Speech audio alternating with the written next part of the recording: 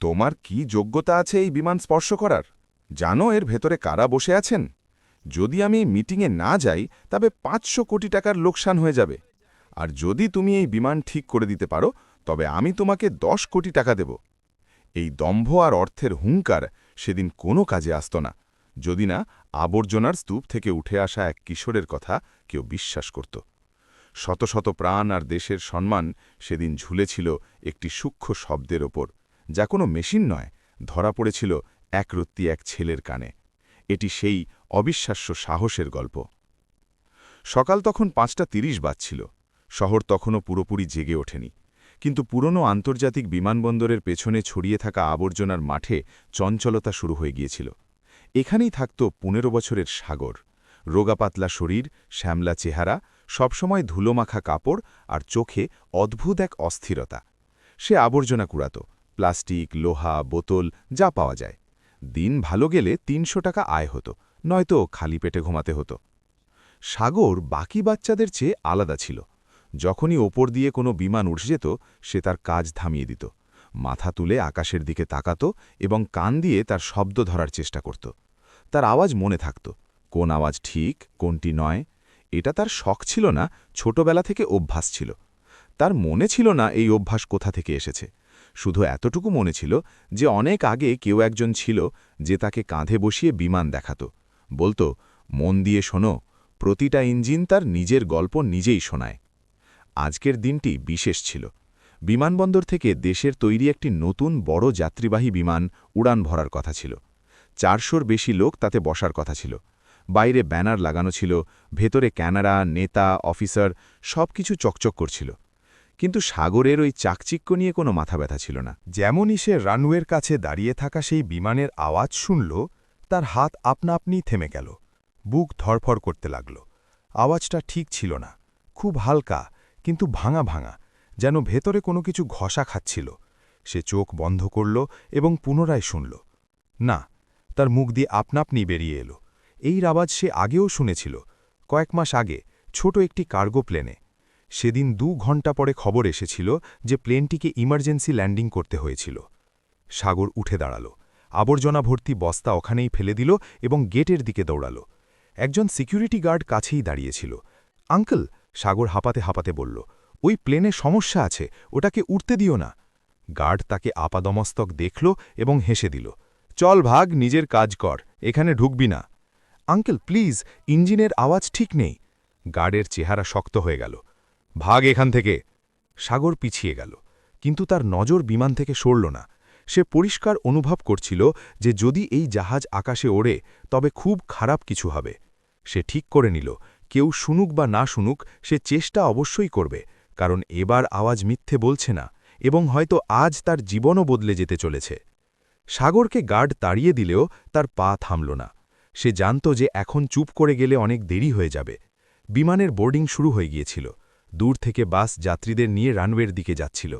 সে এদিক ওদিক তাকাল। বিমানবন্দরের পেছনের দিকে মেইনটেন্যান্স জোন ছিল। সেখানে সাফাই কর্মী এবং টেকনিশিয়ানরা আসা যাওয়া করত। সাগর প্রায়ই সেখানে আবর্জনা কুড়াত, তাই কিছু লোক তাকে চিনত। সে দৌড়ে মেইনটেন্যান্স গেটের দিকে গেল। সেখানে এক মাঝবয়সী লোক পাইপ দিয়ে জল দিচ্ছিল। নাম ছিল আনোয়ার। সে গ্রাউন্ড স্টাফে ছিল। আনোয়ার আঙ্কেল, সাগর চিৎকার করল। আনোয়ার ঘুরে তাকাল। কি হলো, এত হাঁপাচ্ছিস কেন? সাগর না থেমে বলল, ওই নতুন প্লেনটা, ওর আওয়াজ ভুল, বাঁদিকের ইঞ্জিনে কিছু আলগা হয়ে আছে, খুব বাজে সাউন্ড আসছে। আনোয়ার প্রথমে হাসল। তুই আবার শুরু হয়ে গেলি, সব প্লেনেই তোর সমস্যা মনে হয়। এবারেরটা আলাদা আঙ্কেল। সাগরের গলা কাঁপছিল। যদি ওড়ে তবে ভেঙে যাবে। আনোয়ার মন দিয়ে সাগরের চোখের দিকে তাকাল। সেখানে ভয় ছিল, মিথ্যে নয়। তুই কি করে জানিস? সে ধীর স্বরে জিজ্ঞেস করল। আওয়াজ থেকে, সাগর বলল, আর কম্পন থেকে। এখনও টেক অফ হয়নি, তবুও আওয়াজ ভারী। আনোয়ার কিছু মুহূর্ত চুপ রইল, তারপর বলল, ঠিক আছে, আমি আমার সুপারভাইজারকে বলে দিচ্ছি, কিন্তু যদি ভুল হয় তবে আমাকে ফাঁসাবি না। তারা দুজনেই ভেতরের দিকে গেল। আনোয়ার রেডিওতে কারোর সাথে কথা বলল। কিছুক্ষণ পর এক ইঞ্জিনিয়ার এলো, হেলমেট, জ্যাকেট, হাতে ট্যাবলেট। কি ব্যাপার? সে রুক্ষভাবে জিজ্ঞেস করল। আনোয়ার সাগরের দিকে ইশারা করল। এই ছেলেটা বলছে ইঞ্জিনে সমস্যা আছে। ইঞ্জিনিয়ার সাগরের দিকে তাকালো। তুই? স্যার, সাগর সাহস সঞ্চয় করে বলল। বাঁদিকের ইঞ্জিনে অস্বাভাবিক কম্পন হচ্ছে, আওয়াজটা টেনে ধরার মতো, যেন কিছু ঘষা খাচ্ছে। ইঞ্জিনিয়ারের ভ্রু কুঁচকে গেল। তুই এসব শব্দ কোথা থেকে শিখলি? সাগর চুপ রইল, তার কাছে এর জবাব ছিল না। ইঞ্জিনিয়ার ট্যাবলেটে কিছু দেখল। গত রিপোর্ট ক্লিয়ার আছে, তবু একবার দেখে নিন, 5 মিনিট লাগবে। ইঞ্জিনিয়ার বিরক্ত হল, কিন্তু সে ইশারা করল। ঠিক আছে, একটা কুইক চেক। তারা ইঞ্জিনের কাছে পৌঁছল। শোরগোল, হাওয়া, মেশিনের আওয়াজ। ইঞ্জিনিয়ার কানে হেডসেট লাগাল। সাগর কাছে দাঁড়িয়ে রইল। 1 মিনিট, 2 মিনিট, ইঞ্জিনিয়ারের চেহারা বদলে গেল। সে হেডসেট সরাল এবং নিচে ঝুঁকে দেখল। হাত দিয়ে হালকা স্পর্শ করল। এটা, সে বিড়বিড় করল। আনোয়ারের হৃৎস্পন্দন বেড়ে গেল। কি হল? ইঞ্জিনিয়ার সোজা হয়ে দাঁড়িয়ে বলল, ইঞ্জিন মাউন্টের কাছে বোল্ট আলগা আছে। যদি উড়ানের চাপ বাড়ত তবে ইঞ্জিন ভারসাম্যহীন হয়ে যেতে পারত। সাগর চোখ বন্ধ করে নিল। সে জানত। ইঞ্জিনিয়ার সঙ্গে সঙ্গে রেডিও তুলল। ফ্লাইট হোল্ড করো, এক্ষুনি। প্রথমবার কেউ তার কথা শুনেছিল এবং এখন পুরো বিমানবন্দরের গতি থামতে চলেছিল। ইঞ্জিনের পরীক্ষা হতেই বিমানবন্দরের কন্ট্রোল রুমে হুলস্থুল পড়ে গেল। রেডিওতে আওয়াজ তীব্র হয়ে গেল। ফ্লাইট হোল্ড, টেক অফ রোখো, মেইনটেন্যান্স টিম অ্যালার্ট। কয়েক মিনিটের মধ্যেই বোর্ডিং বাসগুলো থেমে গেল এবং যাত্রীদের নিচে নামানোর আদেশ দিয়ে দেওয়া হলো। কিন্তু ব্যাপারটা এত সহজ ছিল না। এটি কোনো সাধারণ ফ্লাইট ছিল না। এই বিমানে অনেক বড় নেতা, শিল্পপতি এবং বিদেশি অতিথি সফর করার কথা ছিল। মিডিয়া আগে থেকেই উপস্থিত ছিল। উদ্বোধনের সময় ঠিক ছিল। প্রতিটি ক্যামেরা লাইভ ছিল। কন্ট্রোল রুমে সিনিয়র অফিসার কপালে ঘাম নিয়ে দাঁড়িয়েছিল। এক আধিকারিক বলল, শুধু একটা আলগা বোল্টই তো, টাইট করে দিচ্ছি, উড়ানে দেরি হবে না। মেইনটেন্যান্স ইঞ্জিনিয়ার মাথা নাড়াল। স্যার, আলগা বোল্ট নিজে নিজে আলগা হয় না। এটা কোনো অভ্যন্তরীণ চাপের সংকেত। পুরো অ্যাসেম্বলি চেক করতে হবে। কত সময়? কমপক্ষে 2 ঘণ্টা। ঘরে নিস্তব্ধতা নেমে এলো। সেই সময় সাগর বাইরে দাঁড়িয়েছিল। তাকে কেউ আটকায়নি, হয়তো এই কারণে যে সবাই খুব ব্যস্ত ছিল। সে দূর থেকেই বিমানটিকে দেখছিল। তার নজর এখনও ইঞ্জিনের উপর ছিল। আনোয়ার তার কাছে এলো। তুই ঠিক ছিলি বাবা, সে ধীর স্বরে বলল। সাগর মাথা নাড়াল। এখনও বিপদ আছে আঙ্কেল, শুধু বোল্ট নয়। তোর আর কি মনে হচ্ছে? আনোয়ার জিজ্ঞেস করল। সাগর কয়েক সেকেন্ড ভাবল। ইঞ্জিন যখন স্লো স্পিডেও ভারসাম্যহীন মনে হয়, তখন ভেতরে কোথাও মেটাল ক্লান্ত হয়ে পড়েছে। উড়ানে ওটা ফেটে যেতে পারে। এই কথা আনোয়ার ইঞ্জিনিয়ারের কাছে পৌঁছে দিল। ইঞ্জিনিয়ার পুনরায় পরীক্ষার আদেশ দিল, এবার গভীরভাবে। আল্ট্রাসনিক স্ক্যান, থার্মাল রিডিং, সবকিছু। 30 মিনিট পর রিপোর্ট এলো। ইঞ্জিন শ্যাফটে মাইক্রো ফ্র্যাকচার ছিল। যদি এই বিমান উড়ত, তবে উচ্চতায় ইঞ্জিন জ্যাম হয়ে যেতে পারত, আগুন লেগে যেতে পারত, নিয়ন্ত্রণ হারিয়ে যেতে পারত। এখন আর কারও তর্কের সুযোগ ছিল না। ফ্লাইট আনুষ্ঠানিকভাবে বাতিল করে দেওয়া হলো। যেমনই এই খবর বাইরে এলো, মিডিয়া ঝাঁপিয়ে পড়ল। ক্যামেরা ঘুরে গেল, প্রশ্নের ঝড় শুরু হয়ে গেল। ফ্লাইট কেন আটকানো হলো? বিমান কি নিরাপদ ছিল না? এই সিদ্ধান্ত কে নিল? আর তারপর কেউ একজন বলল, একটা ছেলে সতর্ক করেছিল। সবার নজর সাগরের উপর পড়ল। ছেঁড়া জামাকাপড়, নোংরা হাত, উস্কোখুস্কো চুল। এই সে? এক রিপোর্টার জিজ্ঞেস করল। সাগর ঘাবড়ে গেল। সে এমন মনোযোগ কখনো দেখেনি। এক সাংবাদিক তার কাছে এলো। তোমার নাম কি? সাগর। তুমি কিভাবে বুঝলে যে প্লেনে সমস্যা আছে? সাগর সত্যিটা বলল। আওয়াজ থেকে। এই জলাব টিভিতে লাইভ চলে গেল। কিছু লোক হাসল, কিছু লোক চুপ হয়ে গেল। কিন্তু যেই ইঞ্জিনিয়াররা রিপোর্ট দেখেছিল, তারা জানত এটা কোনো ঠাট্টা ছিল না। এরই মধ্যে খবর ওপর মহল পর্যন্ত পৌঁছে গিয়েছিল। এক বরিষ্ঠ নেতা, যিনি এই ফ্লাইটে সফর করার কথা ছিল, তিনি অবিলম্বে দেখা করার ইচ্ছা প্রকাশ করলেন। ওই ছেলেটাকে আমার কাছে নিয়ে এসো, আদেশ এলো। সাগর জানত না যে এই সাক্ষাৎ তার জীবনের মোড় ঘুরিয়ে দেবে, কিন্তু এতটুকু নিশ্চিত ছিল, আজ সে আর শুধু আবর্জনা কুড়ানো ছেলেটি রয়ে যায়নি।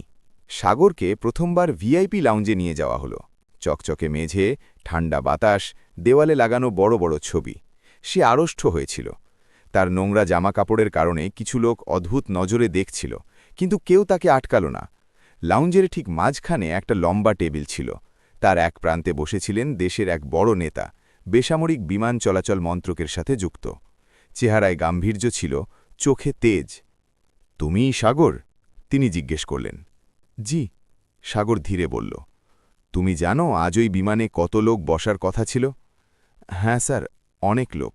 আর যদি ওটা উড়ে যেত? সাগর মাথা নিচু করে নিল। তবে হয়তো ফিরে আসত না। ঘরে নিস্তব্ধতা নেমে এলো। নেতা ইঞ্জিনিয়ারদের দিকে তাকালেন। আপনারা কনফার্ম করছেন যে যদি এই ছেলেটা না বলতো তবে দুর্ঘটনা ঘটতে পারত? সিনিয়র ইঞ্জিনিয়ার কোনো দ্বিধা ছাড়াই বলল, জি স্যার, গম্ভীর দুর্ঘটনা। নেতা গভীর শ্বাস নিলেন, তারপর সাগরের দিকে তাকালেন। তুমি কোনো লোভে পড়ে এটা করনি তো? না স্যার, সাগর সাথে সাথে বলল। আমার শুধু আওয়াজটা ভুল লেগেছিল, আমি ভয় পেয়ে গিয়েছিলাম। এই জবাব শুনে নেতা কয়েক সেকেন্ড চুপ রইলেন, তারপর বললেন, ভয় আজ শত শত প্রাণ বাঁচাল। বাইরে মিডিয়া শোরগোল করছিল, ভেতরে ইতিহাস তৈরি হচ্ছিল। নেতা আদেশ দিলেন, এই পুরো ঘটনার অফিসিয়াল রিপোর্ট তৈরি হবে এবং এই ছেলের ভূমিকা তাতে পরিষ্কার লেখা থাকবে। এক অফিসার সাহস করে জিজ্ঞেস করল, স্যার, এই ছেলেটা, এর জন্য কোনো পুরস্কার? নেতা হাত উঠিয়ে থামালেন। পুরস্কার নয়, দায়িত্ব। তারপর তিনি সাগরকে জিজ্ঞেস করলেন, তুমি পড়াশোনা করো? সাগর চুপ রইল। আগে করতাম, এখন আর করি না। থাকো কোথায়? এয়ারপোর্টের পেছনে ঝুপড়িতে। ঘরে বসে থাকা কিছু লোক অস্বস্তিতে পড়ে গেল। নেতা চেয়ার থেকে সামনে ঝুঁকে বললেন, সাগর, আজ তুমি যা করেছ তা অসাধারণ, কিন্তু আমি চাই এটা শুধু একটা খবর হয়ে না থেকে যাক। তিনি সচিবের দিকে তাকালেন। এই ছেলের পুরো দায়িত্ব সরকার নেবে, পড়াশোনা, থাকার জায়গা, সব। সাগরের চোখ বড় বড় হয়ে গেল। স্যার, আমি... নেতা কথা থামিয়ে দিয়ে বললেন, যে প্রাণগুলো তুমি বাঁচিয়েছ তাদের মূল্য টাকায় মাপা যায় না, কিন্তু দেশের পক্ষ থেকে তুমি সম্মান পাবে। তিনি পরিষ্কার শব্দে বললেন, 5 কোটি টাকা। ঘরে হইচই পড়ে গেল। সাগরের বুঝেই আসছিল না যে 5 কোটি টাকা কত হয়। সে শুধু এতটুকু জিজ্ঞেস করল, স্যার, আমি আর আবর্জনা কুড়াব না? নেতার মুখে হালকা হাসি ফুটে উঠল। না বাবা, এখন তুমি ওড়া শিখবে। বাইরে ক্যামেরা অপেক্ষা করছিল, আর ভেতরে এক ছেলের ভাগ্য চিরকালের জন্য বদলে গিয়েছিল। যখন সাগর ভিআইপি লাউঞ্জ থেকে বাইরে বের হল, তখন ওই এয়ারপোর্টই তার কাছে একদম অন্যরকম মনে হচ্ছিল। কয়েক ঘন্টা আগে পর্যন্ত যেই গার্ডরা তাকে দূর দূর করে তাড়িয়ে দিয়েছিল, তারাই এখন রাস্তা পরিষ্কার করছিল। ক্যামেরা তার দিকে ঘুরছিল, মাইক্রোফোন এগিয়ে আসছিল। সাগর, এদিকে দেখুন, আপনার কেমন লাগছে? আপনি এসব কিভাবে করলেন? এত প্রশ্ন, এত মানুষ, সাগর ঘাবড়ে গেল।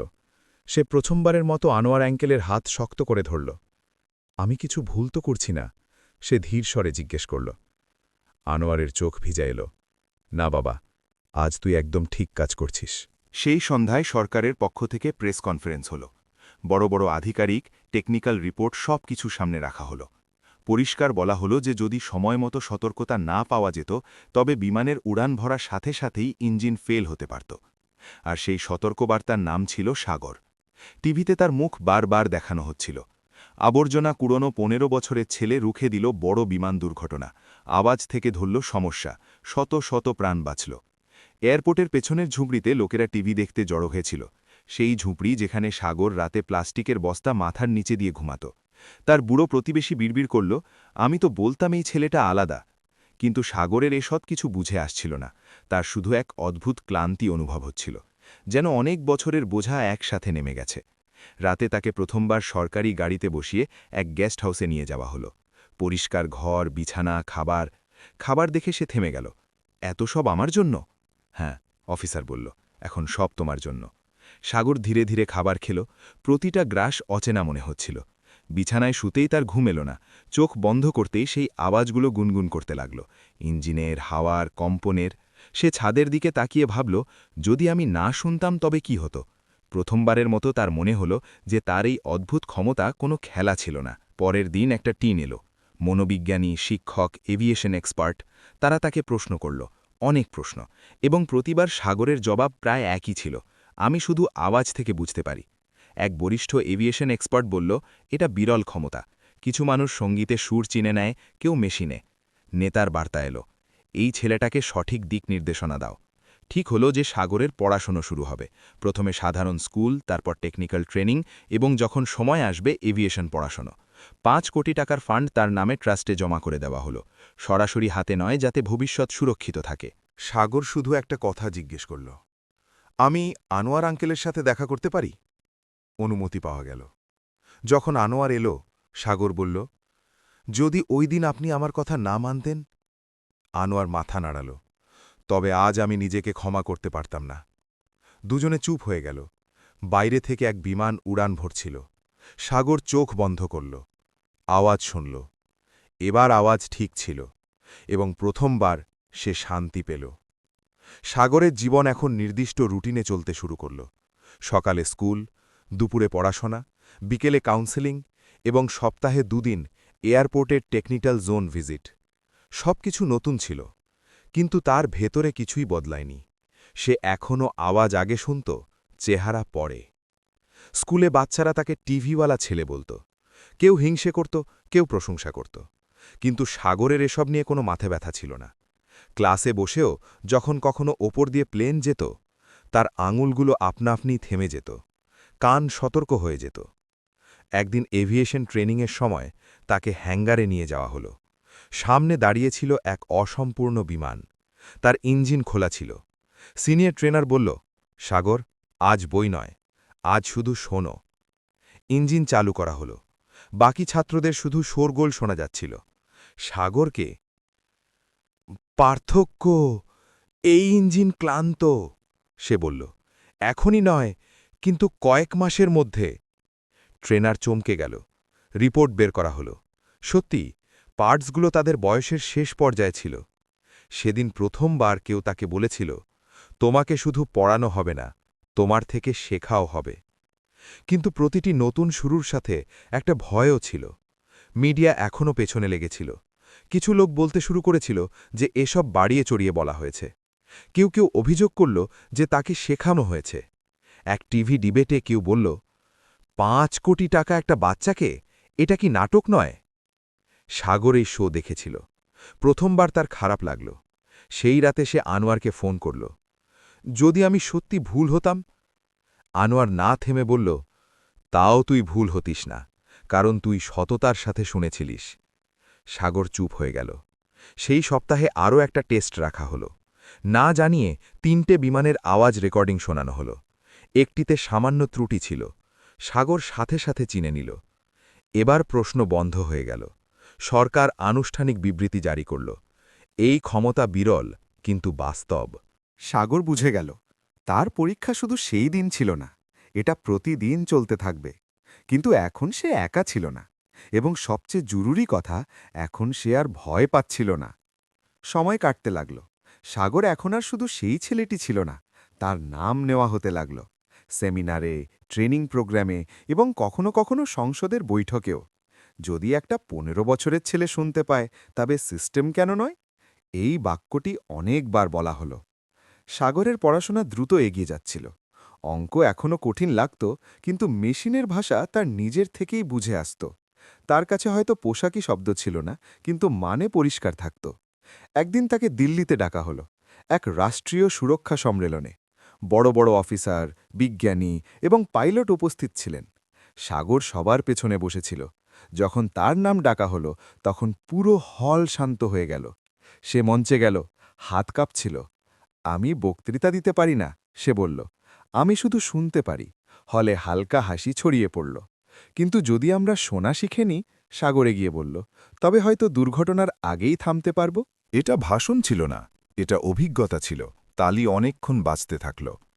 সেই দিন সরকার এক নতুন উদ্যোগের ঘোষণা করল, সাউন্ড বেসড সেফটি প্রোগ্রাম। আর সাগর হল তার মুখ। তার নামে এক স্কলারশিপ শুরু হল, গরিব বাচ্চাদের জন্য যাদের টেকনিক্যাল দক্ষতা আছে। যখন সে মঞ্চ থেকে নামল, কেউ তাকে জিজ্ঞেস করল, তোমার সবচেয়ে বেশি আনন্দ কবে হয়েছিল? সাগর ভাবল, সেই দিন নয় যেদিন সে 5 কোটি টাকা পেয়েছিল। সে বলল, সেই দিন যেদিন প্রথমবার কেউ আমার কথা বিশ্বাস করেছিল। এয়ারপোর্টের বাইরে সেই ঝুপড়ি এখনও ছিল। সাগর মাঝে মাঝে সেখানে যেত, বাচ্চাদের দেখত, তাদের মাঝে নিজেকে খুঁজত। এক বাচ্চা বলল, দাদা, আমি তো প্লেন বানাব। সাগর হাসল, আগে শুনতে শেখো। দেশ তাকে হিরো বলল, মিডিয়া আইকন। কিন্তু সাগর আজও নিজেকে সেটাই মানত। সে জানত কিছু আওয়াজ শুধু সতর্কবার্তা হয় না, কিছু আওয়াজ পথ দেখায়। যদি গল্পটি পছন্দ হয়ে থাকে তাহলে অবশ্যই লাইক করবেন, চ্যানেলটি সাবস্ক্রাইব করুন এবং এই গল্পটি আপনার বন্ধুদের সাথে শেয়ার করুন। কমেন্ট বক্সে আপনার শহর বা গ্রামের নাম অবশ্যই লিখবেন, যাতে আমরা জানতে পারি আপনি কোথা থেকে দেখছেন।